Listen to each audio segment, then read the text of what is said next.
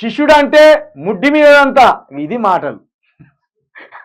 ముఖ్యమంత్రి భాష ఇది. తిరిగి ఇప్పుడు ఎవడో అడిగిండు రిపోర్టర్ అక్కడ, సార్ మీరు చంద్రబాబు నాయుడు శిష్యుడా సార్ అంటే, ఇప్పుడు వాడిని పట్టుకో అన్నట్టు కదా రిపోర్టర్. శిష్యుడు అంటే ముడ్డి మీద దంతా అని రిపోర్టర్. తిరిగి అదే రిపోర్టర్, సార్ నా ముడ్డి మీద ఎందుకు దంతావు సార్, మరి నువ్వు చేసిన కథలు గట్టే ఉన్నది కదా సార్, ఇప్పుడు ఎవరి ముడ్డి మీద అన్నారా సార్ అంటే ఎట్లుంటది? ఎట్లుంటది? ముఖ్యమంత్రి స్థాయి మనిషివి, పుసుక్కున ఎవడన్నా నాల్సొంటోడు తిరగబడి ఊరికే ముడ్డి మీద అంతా అంటాను. మరి ఆ రోజు ముడ్డి మీద ఇచ్చుకోవడానికి ఆ సూట్ కేసు పట్టుకొని పోయింది నువ్వు అంటే ఎక్కడ ముఖం పెట్టుకుంటారు? ఉంటారుగా ఎవడోడు కోపగొండేవాడు. నువ్వు మనిషివే నేను మనిషినే, నేను ఓట్లెత్తే నువ్వు గెలిచి అక్కడ కూర్చున్నావు, నీ ఇష్టానుసారంగా మాట్లాడుతున్నావు, ఎప్పుడు చూస్తే అప్పుడు దురుసుగా మాట్లాడుతున్నావు. నీకే ఉన్నదా నోరు, లేకపోతే నీకే ఉన్నదా పౌరుషం? మాకు కూడా ఉన్నది, మేము అడిగిన దానికి చెప్పు నువ్వు సమాధానం. నువ్వు చంద్రబాబు నాయుడు శిష్యుడుగా కాదా అంటే కాదు అంటే అయిపోతుంది. నువ్వు ముడ్డి మీద దంతనే వాళ్ళు అంటున్నారా, తిరిగి మేము కూడా దండుతాం అంటే ఎట్లుంటుంది? తల దించుకోవాల్సి వస్తుంది. ముఖ్యమంత్రి స్థానంలో ఉన్నావు, ఆ సీటుకి గౌరవం పెంచు, ఆ సీటుకి రెస్పెక్ట్ పెంచు, లేకపోతే అనవసరంగా అవాస్ పాలవుతారు ముఖ్యమంత్రి గారు.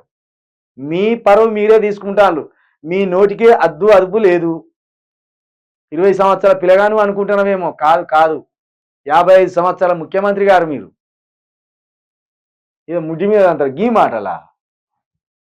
శిష్యుడు అంటే ముడ్డి మీద అంతా. చంద్రబాబు నాకు గురువేంటి? కాదు కాదు, నువ్వే చంద్రబాబు గురువు. నువ్వే చంద్రబాబు గురువు, నువ్వే మోడీకి గురువు, నువ్వే ఇందిరాగాంధీకి గురువు, నువ్వే సోనియా గాంధీకి గురువు, నువ్వే గురువు. ఎందుకంటే ఇప్పుడు సీఎం సీట్లో కూర్చున్నావు కదా, ఇక్కడున్న కళ్ళు కాస్త ఇక్కడికి ఎక్కచ్చు. నీకు జెడ్పీటీసీ ఉన్నప్పుడు మద్దతు ఎవరు ఇచ్చింది నీకు? ఆ రోజు టిఆర్ఎస్ పార్టీలో నీకు జెడ్పీటీసీ టికెట్ ఇవ్వకపోతే అందరి కండువాలు ఎర్ర జెండా కాంచెలు మొదలు పెడితే, తెలుగుదేశం జెండా కాంచెలు మొదలు పెడితే, కాంగ్రెస్ కండువా కాంచెలు మొదలు పెడితే, టిఆర్ఎస్ కాదు కాంగ్రెస్ ఎవరో సరిగ్గా తెలియదు, 2006 సమయం ఇది, 2006 సమయం.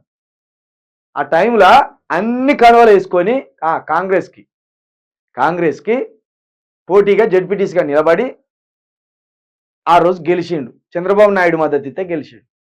ఆ తర్వాత మళ్ళీ చంద్రబాబు నాయుడు పార్టీలోకి రమ్మంటే, సార్ ఈ చిన్న పదవితోటి మీ దగ్గరికి వస్తే మీకేం రెస్పెక్ట్ ఉంటుంది, నాకేం రెస్పెక్ట్ ఉంటుంది, ఎమ్మెల్యేగా మీరు సీట్ ఇస్తే గప్పుడు నేను మీ పార్టీలో చేరుతా సార్ అంటే సీట్ ఇచ్చిండు. మరి గురువు అంటారా, గురువు కాదంటారా?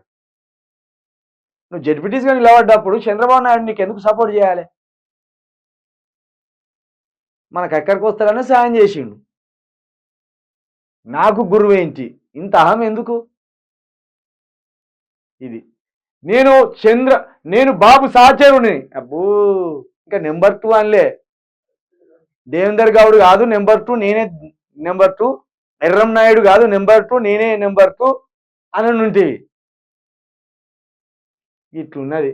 అసలు ఏ లెక్కనిది, ఏ రోనిది, ఏ వరుసలో కూర్చున్నట్టు నేను అక్కడ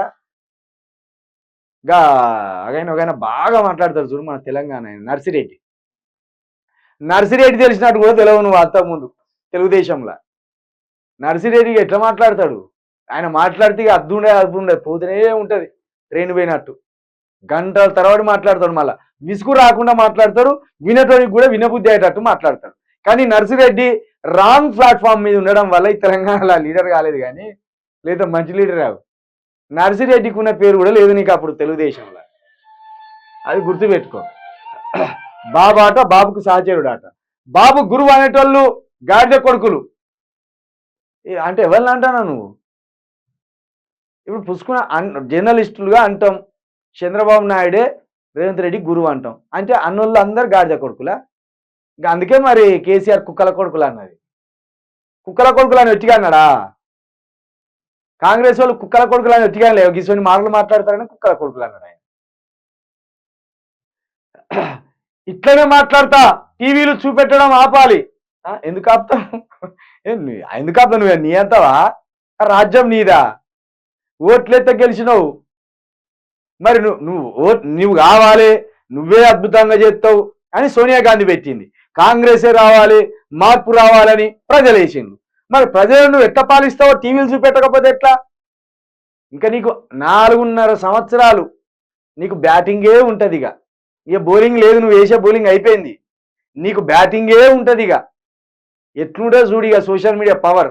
4.5 సంవత్సరాలు ఇక నువ్వు ఆడుకున్నది, నిన్ను ఆడుకుంటారు ఆట. ఇక నువ్వు ఏం మాట్లాడినా దాన్ని ట్రోల్ చేస్తాను. నువ్వు గాదిగుడ్డ అంటివి, అందరు గాదిగుడ్డు చూపిస్తాను.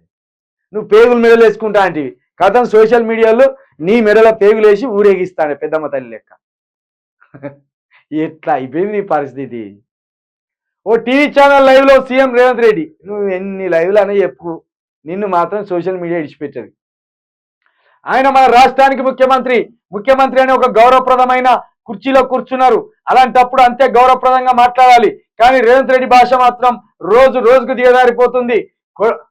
కోడలికి బుద్ధి చెప్పి అత్త తెడ్డు నాకిందన్నట్టు గత పాలకులపై విమర్శలు చేసే రేవంత్ రెడ్డి తను మాత్రం అంతకు మించిన బూతులు మాట్లాడుతున్నారు. ఏకంగా టీవీ ఛానల్ లైవ్ డిబేట్ లోనే ఇలాంటి మాటలు మాట్లాడడం విమర్శలకు కారణమవుతుంది. ఇప్పుడు రేవంత్ రెడ్డి ఏం చెప్తున్నాడు, ప్రతిపక్ష నాయకులనే కాదు ప్రజలను కూడా తిడతాడు. ఇప్పుడు ప్రజలు ఎవ్వరు నువ్వు ఎవరి దగ్గరికి ఒక సామాన్యం దగ్గరికి, రేవంత్ రెడ్డి ఎవరి సమక్షంలో ఆయన లీడర్ ఎదిగిండు అంటే చంద్రబాబు నాయుడు సమక్షంలో ఎదిగిండు, చంద్రబాబు నాయుడు అవకాశాలు ఇస్తే ఎదిగిండు అంటారు.